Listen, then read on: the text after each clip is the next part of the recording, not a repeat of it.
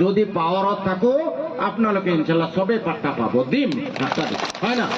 নদী কন্ট্রোল কৰিম, জলজলি ব্ৰিজ এইটো প্ৰবলেম নাই, এইটো পাৱাৰত নালাগে, এনেই পাৰিম।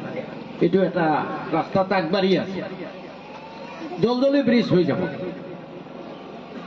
নদীৰ কন্ট্রোল অলপ চলপ হ'ব, 5 কোটি 10 কোটি এনেকৈ হ'ব, পাৰ্মানেণ্ট পাৱাৰত থাকিব লাগিব। আৰু মই পাৱাৰত থাকিলে আপোনালোকে 3 বাৰ 15 বছৰৰ কাৰণে বিধায়ক বনাইছে, মই কেতিয়াও আপোনালোকক পাহৰি নাযাওঁ। বিধায়ক নাথাকি মোৰ সদায় মাথাত থাকিব, এইখিনি কাম কৰি থৈ আহিলোঁ, ফটাফট মাটিৰ পট্টা দিব লাগে, জলজলি ব্ৰিজটো কৰিব লাগে। মই বিৰোধী থাকিলেও কৰিম, এইটো চিন্তা নকৰোঁ। হয়তো লাগ ভাল হ'লে আমাৰ ইলেকশ্যনৰ আগত ঘোষণাও হৈ যাব পাৰে, মই খবৰ পাই যাম আৰু কিছুদিনৰ ভিতৰত।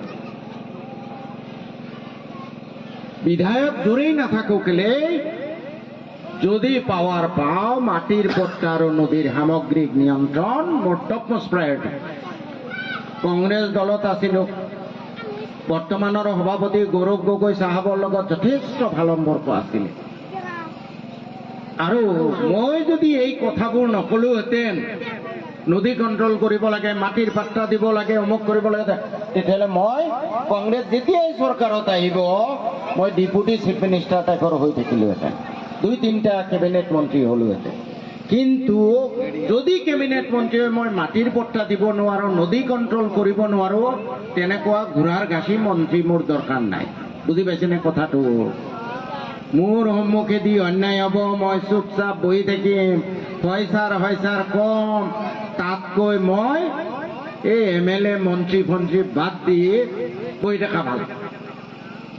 মোৰ আগেদি অন্যায় হ'ব, মোৰ আগেদি ন্যায় প্ৰতিষ্ঠা নহ'ব, মই তাৰ কাৰণে হয় ন্যায় প্ৰতিষ্ঠা কৰিম, নহ'লে জোৰদাৰ ভয়ংকৰ প্ৰতিবাদ কৰিম, অন্তত বিবেকৰ দংশনৰ পৰা মুক্ত পাম। বুজি পাইছেনে কথাটো? এতিয়া কথা হ'ল, আৰু এটা কথা কৈ লওঁ যে জানুৱাৰী শেষত সিদ্ধান্ত ল'ম কোন বিধানসভা সমষ্টিত নিৰ্বাচন খেলিম। জানুৱাৰী এইকাৰণে ৰাখিছোঁ যে মই মন্দিয়া সমষ্টিত ধনিয়াপাটৰ অঞ্চলবোৰত যোৱাই নাই, এতিয়ালৈ যোৱা নাই। জানুৱাৰী মাহটো যাম 5-6 তাৰিখ মানৰ পৰা, তাত গৈ মানুহবোৰৰ লগত অলপ মত বিনিময় কৰি তাৰপিছত জানুৱাৰী শেষৰ ফালে এটা ফেচবুক লাইভ কৰি মোৰ চূড়ান্ত সিদ্ধান্ত ৰাজহুৱা কৰিম ক'ত খেলিম। কিন্তু আপোনালোকক এটা কথা কৈছোঁ, যেনেকৈ মই কৈছোঁ যে মই জোৰেই MLA নহওকে এই সমস্যাবোৰ সমাধান কৰিম, ঠিক তেনেকৈ মই যদি চেঙাৰ বিধায়ক নহওঁ, আপোনালোকক এটা অনুৰোধ জনাইছোঁ যে আপোনালোকে কেতিয়াও নাভাবিব যে শ্বেৰমান চাহাব এতিয়া বেলেগ সমষ্টিৰ MLA, আমাৰ সমস্যা লৈ সেই ক'ৰবাত পালাদিত যাব লাগিব, বৰপেটাত যাব লাগিব, দৰকাৰ নাই।